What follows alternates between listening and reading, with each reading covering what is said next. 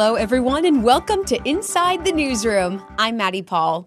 Inside the Newsroom, we bring you the trending stories of the KELOLAND area, and best of all, we bring in our newsroom staff members to talk about these stories that you see every day on our newscasts and online at KELOLAND.com. I'm keeping up with my positivity for this week, okay? I know I always complain about the weather a little bit, so I'm trying to reshape my mindset, and today is really helping for at least Sioux Falls. I'll take a little bit of humidity. I'll take a little bit of warmer weather, get my walk in when I can. So today was a really good day for me. I'm feeling very pleasant and very positive, especially for today for Inside the Newsroom. So thank you all for watching. And let's get started with one of our trending stories of the day. So we're going to go to court now. Jimmy Ledbetter now says he did kill his wife nearly 1 year ago in Southwest Sioux Falls. And Dan Centella was in the courtroom yesterday for this report. Almost exactly 1 year has passed since Sioux Falls police were called to this home in Southwest Sioux Falls. Inside, authorities found Angie Scholl, who was cold to the touch. Days later, they arrested her husband Jimmy Ledbetter, who was charged with first-degree murder. Initially, Ledbetter pleaded not guilty. Today, it's a different story. This morning, the defendant changed his plea to guilty to an amended complaint information for first-degree manslaughter. Lincoln County State's Attorney Tom Woolman was able to share brief comments with KELOLAND News shortly after Ledbetter's guilty plea. The court has ordered a pre-sentence investigation as well. The pre-sentence investigation will be basically a background on who the defendant is, and it'll also seek victim impact, and it'll give the court a fuller picture of who the defendant is prior to sentencing. Angie Scholl, who was 44 years old, had filed for divorce from Ledbetter. Per court documents, a family member had informed police that Ledbetter had gone into her bedroom early in the morning shortly before her death, frightening her. Following this incident, she changed the locks and garage passcode at the home. Investigators gathered video from around the neighborhood. In it, you could hear screaming while Scholl and Ledbetter were both inside the home. And Dan Centella joins us now at the digital desk to talk more about this story. Dan, I want to start off by asking, what was yesterday morning like for you? Because did we know that this plea would change? Did we have this planned out for you yesterday? We had received word that there would be a court hearing, and we knew we had to be there since we've been following the case closely. In getting there, then it was abundantly clear with the judge's statements that a change of plea would be coming and that this would be the direction it would be going. It wasn't a terribly long hearing, maybe a half hour-ish, perhaps shorter. A lot of it was making clear that Ledbetter understood his rights and understood what he was giving up in this plea agreement, in this plea, which of course then foregoes a trial because he's now pleaded guilty to the first-degree manslaughter. What was the atmosphere like at the Lincoln County Courthouse for you? Quiet. There appeared to be several people there supporting the late Angie Scholl. Afterward, when they were leaving, I said, "I'm very sorry for your loss," and I chatted with one lady who told me, I'm paraphrasing, I forget her exact verbiage, but she said, "It's nice to hear him admit to ending Angie's life." And that was a big takeaway, she said, for her.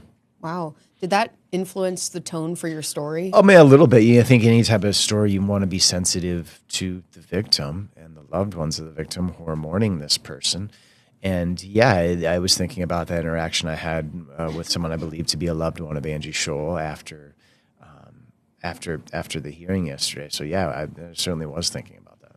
What do you think was the benefit for you to be in the courtroom to report rather than just staying at the station waiting for documents? Yeah, you always want to be out there when possible, out in the courtroom to hear the tenor, the tone, what the defendant might say, what the judge says. Ledbetter, for his part yesterday, said very little outside of, "Yes, sir.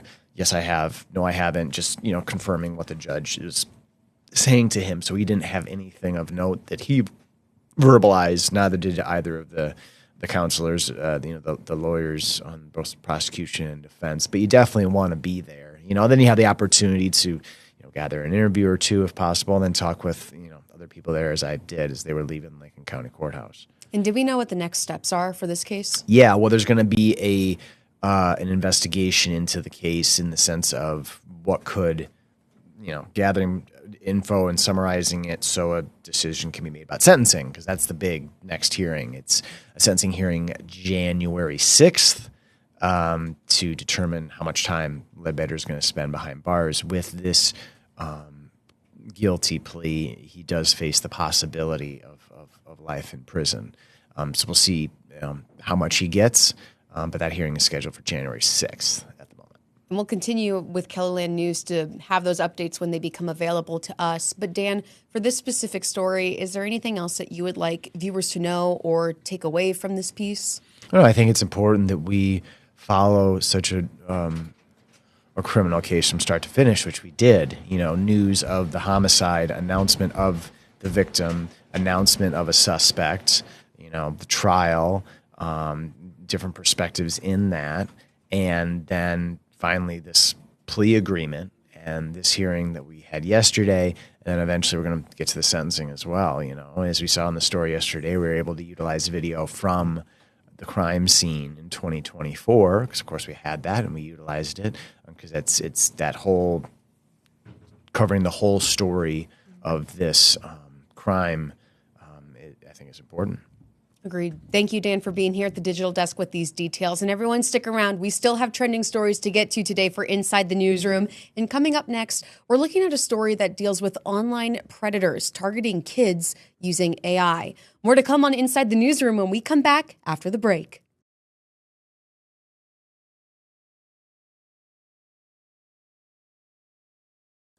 And welcome back to Inside the Newsroom. A local court case is shining a light on a growing danger for kids who use social media. Justin Pruchel is serving federal prison time for using Snapchat and other apps to convince underage girls to send him nude photos and videos. The former middle school teacher posed as a teenage boy and convinced the girls they were in a relationship.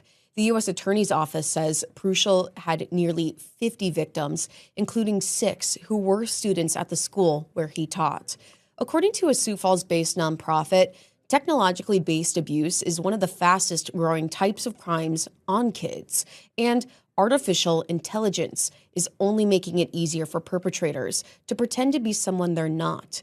Carly Phillips explains some of the warning signs kids and their parents should watch out for. Perpetrators are using artificial intelligence to prey on their victims' vulnerabilities, especially kids. They'll spend time grooming them, getting to know them, asking them questions, finding out maybe where and what is happening within their life that it can draw them closer to them. Which is why Becky Rasmussen, Executive Director of Call to Freedom, says it's important for kids to know the warning signs of a fake online relationship, such as that person being secretive about their own life or demanding you do what they say. They'll begin to encourage isolation. Don't tell somebody that we talked about this.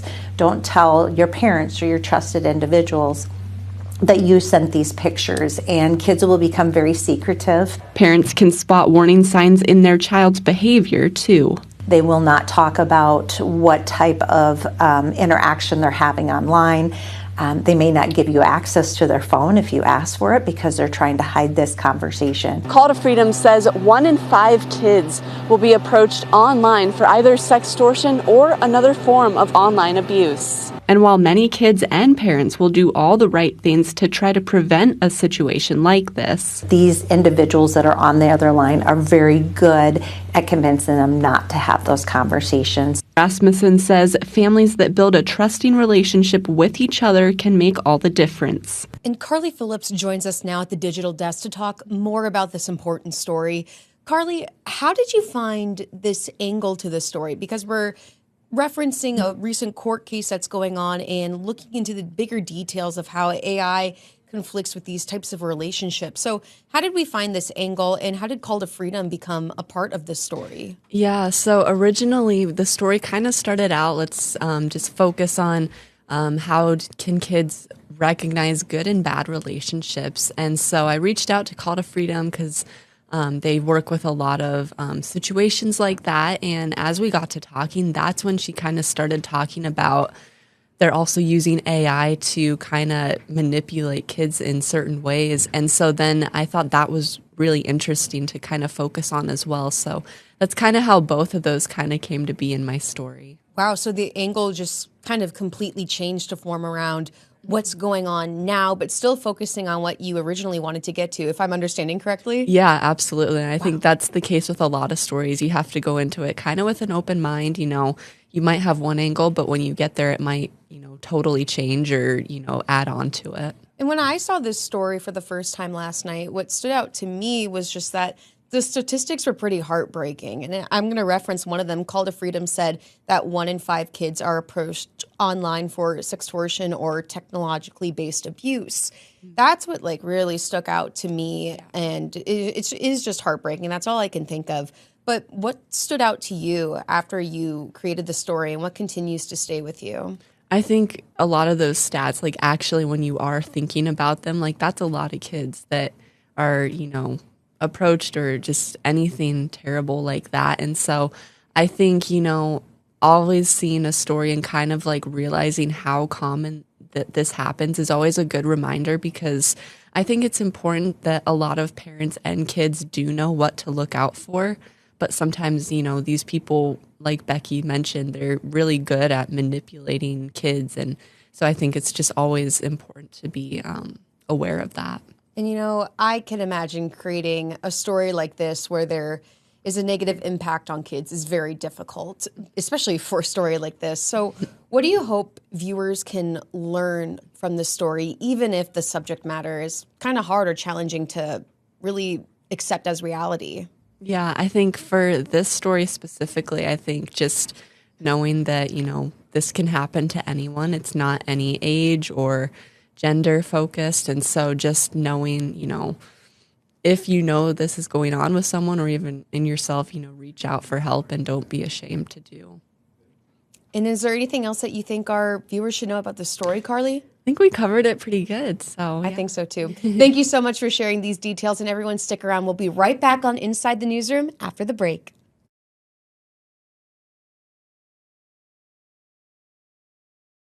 And welcome back to Inside the Newsroom. A partnership with DSU is aiming to help protect staff at LifeScape when they're working with people who have behavioral issues. Sydney Hoyer tells us how the two organizations are trying to solve the problem. The idea stemmed from staff members at LifeScape when they saw a problem with the current protective clothing they wore at work.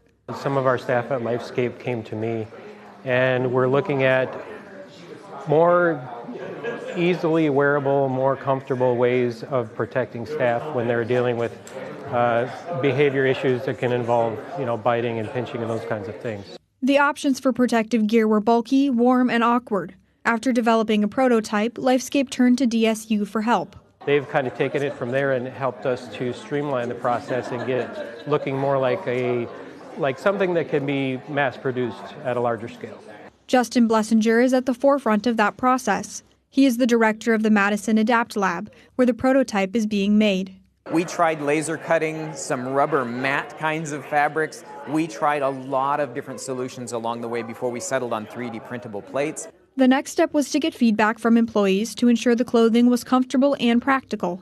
We go back to the drawing board a lot in the world of rapid prototyping, but the tools that we have here really make that so much more affordable and so much less time-consuming than it once was. And in the coming months, staff at LifeScape will have access to the jackets. It's just going to be a much more comfortable working environment, especially for people that are already dealing with some stressful situations. That's one thing they don't have to worry about anymore. And Sydney joins us now at the digital desk to talk more about this story. Sydney, I'm sure you had a lot of information to trim down for this story. That's just what it feels like for me when I'm reading it and watching it. But you did a really good job keeping it concise and very memorable. But I want to ask you, how did you find yourself balancing telling a story while also presenting all of the facts? Yeah, so in this case, there was kind of a lot of information with just how this product was being made. There was a lot of backstory. He said a lot of trials. And so kind of condensing that information down and making it as simple for viewers as I could is what I wanted to do, because I also kind of wanted to hear it in that simplistic way because it was so complex. Yeah, and what elements did you want to stand out? I really thought it was important that people understood the point of the jacket, why it was super important to the workers and the goal that it was accomplishing. I liked that you used the words when they were describing like what was happening before, like it was bulky and awkward. Like those were words I was like, oh, I'd use that. Was that something that came from your interviewees, or did you use those words yourself? They kind of explained it in that way, but they said that employees were coming forward saying that in the summer months they were overheating in these jackets and gloves, and there was just too much gear. And so I kind of made my own words of it, but based on their accounts. I loved it because it was just so conversational. I was like, yep, got that, understood. Here's why we need something new. And is there anything that didn't make it into this story that you think our viewers should still know about? I thought it was super interesting. He was telling me, the guy that works at DSU, he was saying that actually while we were there, their 3D printer was working on making those. So we weren't able to go into the lab, but he said that as we were talking about it, they were in the process of making those pieces that were going to line the jackets. And I thought that was super cool. Oh, wow. And do we know when these jackets will be ready? Because you said a couple of months, but do they have like maybe this month or maybe sometime next year?